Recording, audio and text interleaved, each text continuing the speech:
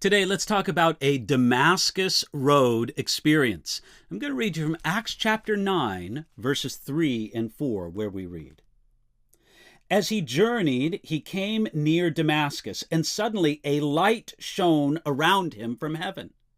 Then he fell to the ground and heard a voice saying to him, 'Saul, Saul, why are you persecuting me?'"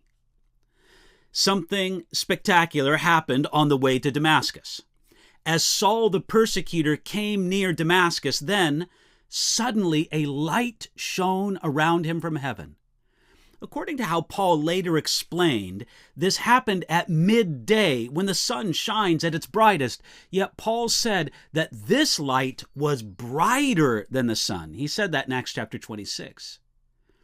It wasn't only a light. Saul also heard a voice. According to F.F. Bruce, the rabbis of that day mostly believed that God no longer spoke to man directly, as he did in the days of the prophets.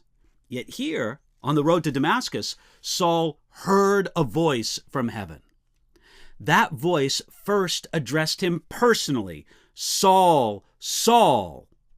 When God repeats a name twice, it's to display deep emotion, but not necessarily anger. In Luke chapter 10, Jesus said, "Martha, Martha."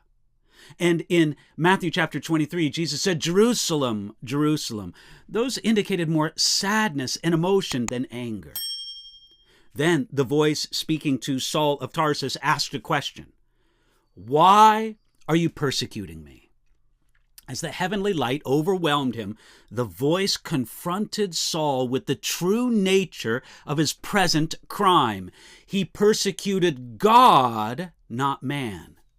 Saul thought that he was serving God in viciously attacking Christians, but here he discovered that he was really fighting against God. This has been sadly true through history. Often those who are convinced they are doing God a favor are actually guilty of some of the worst persecution and torture ever seen. We shouldn't only emphasize the word "me" in the phrase, "Why are you persecuting me?" We should also notice the question, "Why?"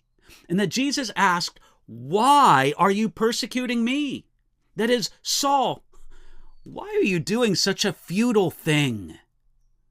This was a remarkable experience for a man who would become a remarkable disciple.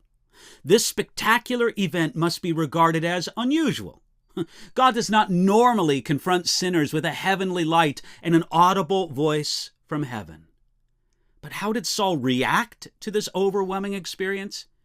He fell to the ground. This wasn't because he wanted to honor God or reverence God.